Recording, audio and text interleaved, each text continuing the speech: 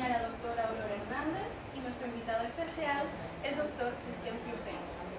Él es autodidacta de lenguas y culturas, especialista en español y francés, profesor emérito de la Universidad de Saint-Étienne en Francia desde su retiro del 2008. Es presidente de honor de la Asociación Francesa de Profesores de Lenguas Vivas y del Grupo de Estudio e Investigación en Español de Especialidad. Es miembro de los consejos editoriales, comités científicos de varias revistas francesas y extranjeras dedicadas a la enseñanza de lenguas y culturas, y actualmente se encuentra impartiendo el curso de evolución histórica de las metodologías de enseñanza de lenguas y culturas para la maestría en didáctica de lenguas y culturas extranjeras de la Universidad Nacional Autónoma de Honduras. Doctor Piojén, bienvenido. Gracias. Buenas tardes a todos. Bueno, para continuar con la dinámica, nos reunimos para compartir más que todo experiencias, ¿cómo le puedo explicar? Sus conocimientos, todo lo que aprendió fuera de los libros, dentro de la clase, si quiere hablarnos algún error que siente que cometió con alumnos o sobre la respuesta que obtuvo de ellos, cómo se enfrentó a todas esas situaciones. Okay. Sí, mientras estaba hablando se me recordé algo que me pasó. Fue el primer año no de escuela, porque empecé de maestro de escuela, un año después redobleí con la carrera universitaria, 7 años, y la anécdota que voy a contar es al final del primer año de prácticas, después de sacar lo que llaman en francés la agregación, que es no sé si lo conocen, como para ser titular de la educación secundaria, ¿no?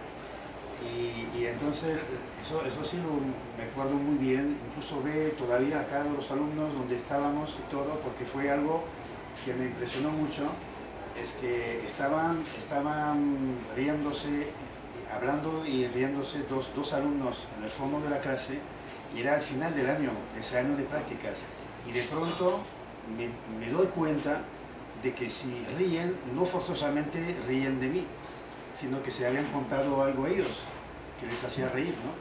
O sea que durante todo un año había pensado que todo lo que pasaba en la clase era en relación conmigo, ¿no? O sea, eso es una percepción del profesor que lo cree, que lo domina todo, ¿no? De que todo lo que está pasando forzosamente es en relación con él. O sea, me di cuenta de que había sido muy difícil ese camino. Justo prácticamente la última semana de ese año me di cuenta de que no tenía ese concepto de focalización sobre el alumno, ¿no? Y de que todo lo focalizaba sobre mí mismo. Me impresionó mucho porque dije que había tardado mucho en darme cuenta de ello, ¿no? Bueno, lo que pasaba es que la formación que había tenido durante ese año de prácticas era una formación muy tradicional, que en español además más tradicional todavía que en inglés en ese momento.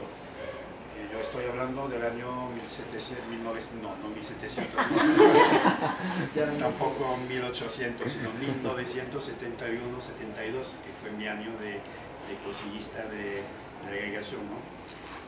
Y la metodología en ese momento era únicamente de comentario de textos literarios. Desde la primera hora con los principiantes, era impresionante, ¿no? Me acuerdo que el libro que utilizaba, que se llamaba Lengua y Vida, ese libro con el que empecé yo mi carrera de profesor de español, la primera lección, el primer texto era un poema donde me acuerdo qué poeta, pero sí me acuerdo del primer verso, pues primer contacto de los alumnos con el español, ¿no? Y el primer verso era: quisiera ser tan alto como una torre. O sea, eran cosas muy difíciles de explicar. Y lo de que sí me acuerdo también era la dificultad para aplicar estrictamente las normas de enseñanza que nos daban. Y no era capaz en ese momento de darme cuenta de que esas normas no valían, que toda norma así única no podía valer, que las dificultades que yo tenía con la aplicación de esta metodología, bueno, una parte venía de de mí, ¿no? Porque era principiante, pero también venía de la inadaptación de esta metodología. Eso me di cuenta rápido porque la casualidad, yo después de ese año de cursillo tenía que hacer la mili.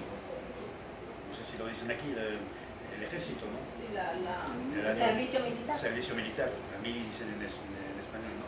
Pero había la posibilidad de pedir, de hacer un servicio civil en el extranjero, ¿no? Y como yo no quería hacer de militar ahí, bueno, pedí ese servicio civil y tuve la suerte de que me mandaran de lector de francés, a una universidad latinoamericana, a la Universidad de los Andes, pero no la de Bogotá, sino la de Mérida, Venezuela. Y aquí trabajé 3 años, pero antes de que me mandaran, yo tuve que hacer un cursillo de 1 mes de formación para profesores de francés, porque era profesor de español y no de francés, ¿no? Y en ese momento, estoy hablando del año 1972, pues el cursillo era organizado por el GEDIF, que era uno de los ¿cómo se puede decir? Institución de formación de profesores de francés lengua extranjera, ¿no? Y a las pocas semanas de terminar mis prácticas de español lengua extranjera, me encuentro de cursillista en este cursillo del GEDIF, y ahí fue un choque enorme porque me formaron a la utilización de Voix et Images de France, o sea, del primer manual de la metodología audiovisual. Y no se puede imaginar algo tan diferente que esa tradición escolar del español lengua extranjera en Francia, que era la metodología activa, o sea, la metodología anterior, con comentarios de textos literarios, ya el texto, qué hace el autor y qué pasa, y qué piensa usted, cómo reaccionaría, etc., ¿no? Comentario de texto, y de pronto me encuentro confrontado a la metodología audiovisual de la primera generación, que era Voix et Images de France. Fue un choque enorme, ¿no? Porque tuve la impresión de pasar de un mundo a otro mundo. Y buena parte, yo creo que ahí empezó mi motivación por la historia de la didáctica, porque siempre después salí de ahí preguntándome cómo puede ser que en el mismo momento haya dos didácticas tan diferentes, ¿no? Tan opuestas, tan diferentes. Y de ahí la motivación para tratar de explicarme primero cómo podía ser esto, ese desfase histórico entre ese paralelismo, esa coincidencia entre una metodología ya de los años 1920 y una que era la metodología moderna de la época, ¿no? Y cuando llegué a la Universidad de los Andes en Mérida, ahí pues empecé con 30 días, 30 horas semanales de clases con Voix et Images de France, que era completamente diferente a lo que hacía anteriormente, ¿no? Fue un choque intercultural, pero de culturas didácticas. Y de ahí viene también mi idea fundamental de que cualquier método único es malo, porque me di cuenta también de que la metodología audiovisual tenía sus límites. Y yo tengo ahí una anécdota, que es que me habían dicho que, bueno, era eso lo que se decía, se imponían los profesores en ese momento con la metodología audiovisual, que estaba prohibido hablar de gramática y estaba prohibido traducir a la lengua materna de los alumnos, ¿no?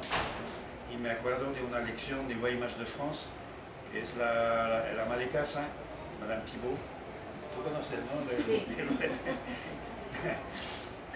Madame Thibault recibe a un invitado y la costumbre en Francia es hacer visitar su casa al invitado, ¿no? Que esto no se hace, por cierto, en todas partes, ¿no? Aquí no, tampoco, ¿no? Se muestra incluso los baños en Francia,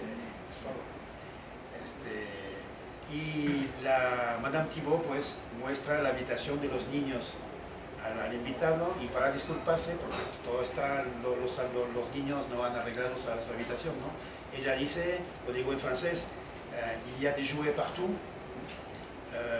sur le lit, sur le sol et même au plafond. Et même au plafond. Et même au plafond. Et même au plafond. ¿Cómo explicar esto, no?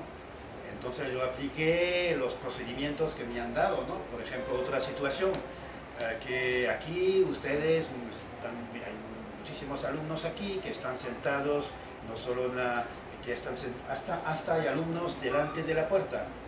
Il y a même des élèves, en francés, claro, ¿no? Il y a des élèves partout, même devant la porte. No comprendía.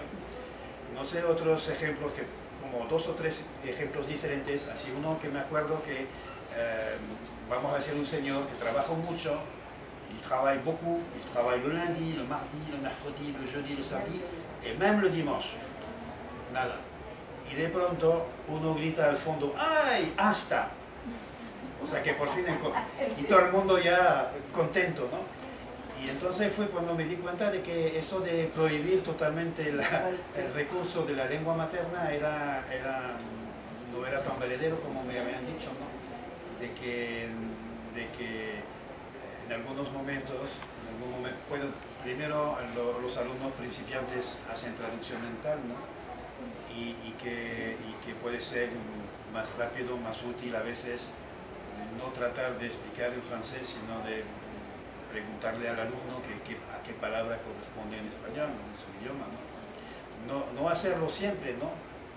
Pero yo creo que es la responsabilidad del profesor decidir en qué momento va a utilizar un método y en qué momento no va a utilizarlo, o va a utilizar el método contrario. Pues este choque a nivel de formación como profesor de español lengua extranjera, francés lengua extranjera, y después la experiencia que yo tuve un año de profesor de español lengua extranjera en Francia y después de profesor de francés lengua extranjera en el extranjero. Fue una confrontación muy difícil, inmediata, de metodologías diferentes, pero me sirvió mucho y me impuso esa idea de que la verdad no es en ninguna metodología, sino en saber escoger de cada una de manera racional, adecuada, lo que mejor se adecua a la situación que se está gestionando, ¿no? De ahí mi interés por la historia, para recuperar toda esa variedad y riqueza de las metodologías pasadas. Después descubrí que se llamaba epistemología, buscando la palabra, anarquista, epistemología anarquista, se llama esto. Pues yo sí, soy un anarquista de metodología, sí. O sea que rechazo cualquier autoridad, no hay ninguna regla absoluta. Y nadie puede decir nunca hay que hacer por esto y siempre se debe hacer aquello. Es precisamente la responsabilidad del profesor, es la dignidad y responsabilidad y la profesionalidad del profesor está precisamente en que solo él, porque está confrontado con los alumnos que tiene delante, en toda responsabilidad profesional puede escoger lo que va a hacer de un modo o de otro modo. Pero para eso hay que tener una formación diversificada y experiencias diversificadas también. Y una lección que yo sacaré de mis 50 años de experiencia sería que cualquier experiencia diferente que les propongan, agarrarla, ¿no? Como si fuera calva, ¿no? Para que no se escapara. Que siempre enriquece experiencias diferentes. Yo siempre me gustó pasar de un país a otro, de un tipo de clase a otro tipo de clase, de una cultura social y didáctica a otra cultura, porque siempre uno va aprendiendo así y enriqueciendo con los demás. Bueno, muy moral todo lo que está haciendo. Así es. O sea, soy un anarquista, pero moral. También lo parece. Yo tengo una Sí, tenías una pregunta. Sí, bueno, cuando hicimos este mismo proceso con nada más ella nos comentaba más o menos cuando se sufrió los cambios de la metodología audiovisual, luego pasamos al enfoque comunicativo, ¿cómo lo vivieron aquí como maestros de francés lengua extranjera ellos? Y ya nos comentaba de que nos mandaban a Francia, a cursillos a cursos y luego regresaban y que de cierta forma les costaba un poco adaptarse, porque bueno, como seres humanos creo que es difícil adaptarse a las cosas nuevas. Entonces, de igual manera usted nos acaba de decir que sintió cierto choque, pero en el cambio del español, como maestro de español a francés. Pero después del cambio de la metodología al enfoque audiovisual, ¿usted sintió ese mismo choque o fue muy difícil para usted adaptarse de una metodología de enseñanza a la otra? Es que muy pronto me di cuenta de que no había que aplicar estrictamente ninguna metodología. Muy pronto, muy pronto. Te das cuenta de que los cursillos de los que tú estás hablando, que fue la señora, en ese momento, lo vas a confirmar, se llamaban cursillos de reciclaje. ¿Okay? Se dan cuenta de la connotación que tiene ahora el reciclaje. O sea que un profesor viejo, ya que como un trapo viejo, ¿no? Que enseña como hace 30 o 40 años, pues se le pone en un cursillo, se le va a dar un tratamiento pero muy vigoroso para que salga un profesor nuevo, todo nuevo, ¿no? Como si fuera reciclado, ¿no? Como un viejo trapo. Y esos cursillos, yo escribí muchas cosas criticando esto, porque este tipo de... hasta hace como 10 o 15 años, la formación continua profesional empezaba desprofesionalizando a los que llegaban. O sea, era cuestión de decir, bueno, usted antes hacía ejercicios estructurales, ¿cómo no se dio cuenta desde 30 años, señora, que esos ejercicios no servían para nada? Y ahora pues enfoque comunicativo ya no se habla de gramática, únicamente así comunicando se asimila la gramática, ¿no? O sea que eran choques también, pero choques negativos, porque esa confrontación de metodologías diferentes no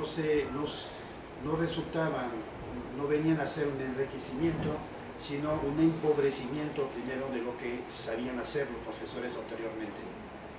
Y yo tengo mucha rabia con todos esos formadores de antes que otra vez empezaban desprofesionalizando para profesionalizar como ellos querían, sin tomar en cuenta, sin tener en cuenta la profesionalidad, la experiencia que tenían esos profesores, ¿no?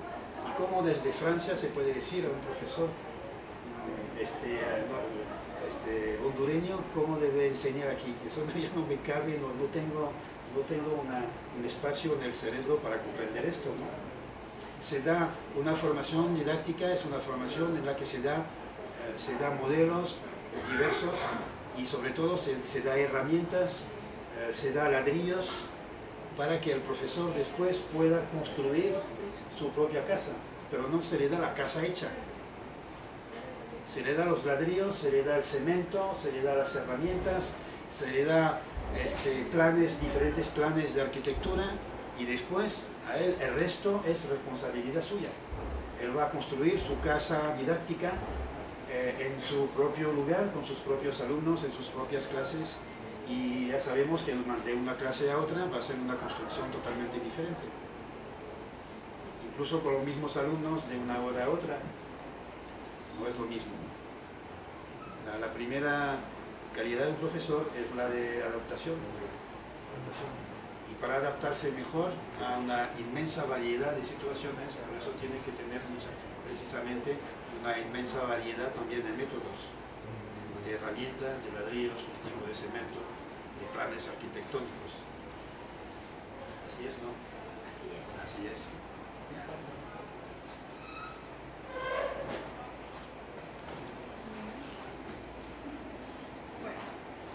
Con respecto a que usted estudió para enseñar español y luego le tocó enseñar francés, que es su lengua materna. Entonces, la diferencia entre enseñar una lengua que aprendió para enseñar y de enseñar su propia lengua. Una pregunta también.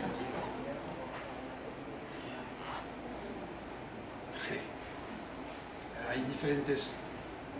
Es una pregunta interesante pero difícil porque se puede abordar de diferentes maneras, ¿no? De cierto modo, un profesor nativo tiene una ventaja que es el dominio de la lengua, ¿no? Y es mucho. Y ese dominio de la lengua le permite más flexibilidad frente a los alumnos. No teme que los alumnos sean más autónomos, porque en todo caso cualquier pregunta de los alumnos él sabrá contestar en la lengua, ¿no? Tiene más flexibilidad en eso, ¿no? Otra ventaja enorme también la tiene en cuanto a conocimiento de la cultura, no solo de la lengua, ¿no? Pero yo creo que eso es todo, y falta mucho. En cuanto, por ejemplo, a conocimiento de la cultura de aprendizaje de los alumnos, de sus estrategias de aprendizaje, de cómo interrelacionarse con ellos, todo eso es, a veces el profesor nativo que llega desde el extranjero no sabe cómo hacerlo, está completamente desfasado. O sea que en un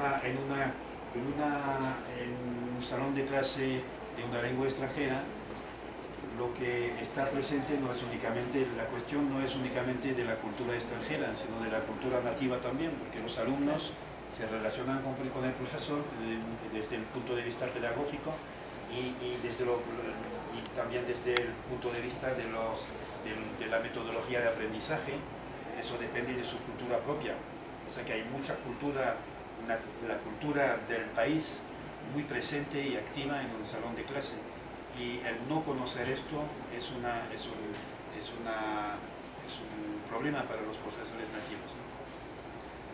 Hay un punto de la cultura local, de enseñanza-aprendizaje, que es particularmente grave, es la cultura de la evaluación. Por ejemplo, los lectores españoles que llegan a Francia y se tienen que evaluar a los alumnos, pues es la catástrofe, porque para ellos todos los alumnos tienen en 18, 19, 20. Y la tradición en Francia es que una tercera parte de los alumnos tienen que tener debajo de la media más o menos una tercera parte entre 8 y 12 y una tercera parte más de 12. Eso se ha estudiado mucho, ¿no? Se hicieron muchos estudios. Cualquiera que sea el nivel de la clase, el mismo profesor se las arregla inconscientemente para que la tercera parte esté en dificultades, la tercera parte más o menos, y una tercera parte buenos. Sea cual fuera el nivel de la clase. Ahora, desde finales del siglo XIX hasta el enfoque comunicativo incluido, cada vez tenía más ventajas el profesor nativo dentro de la evolución metodológica. Y el colmo fue con el enfoque comunicativo. Con el enfoque comunicativo el profesor de referencia es el profesor nativo y se acabó. Y lo que me interesa mucho y la manera como yo desarrollé, implementé la perspectiva accional, es la perspectiva accional da de nuevo un estatuto muy particular al profesor no nativo, al profesor del país. Porque tanto en cuanto a lengua como a cultura, la clase se considera como la sociedad de referencia del marco común europeo, o sea, como una mini sociedad. La clase es ahora considerada como una mini sociedad multilingüe, plurilingüe y pluricultural. Y la cultura del país tiene tanta importancia como la cultura extranjera. Y la lengua materna de los alumnos también tiene un estatuto, cierta importancia también. En mi sitio, que ustedes conocen, mi página, en la biblioteca de trabajo, hay un documento que a lo mejor ya han descargado, que es les fonctions didactiques de la traducción. Eran 9 funciones diferentes y la perspectiva accional me obligó a añadir 3 funciones más. Hay 3 buenas razones más de utilizar la lengua materna en clase. Eso no significa que se va a hablar constantemente en la lengua materna. Hay que reservar la lengua materna para para casos muy precisos, cortos, específicos, pero son 13 casos en que hay toda legitimidad para un profesor para que utilice la lengua 1, como se dice, ¿no? Y en eso el profesor del país tiene ventaja también.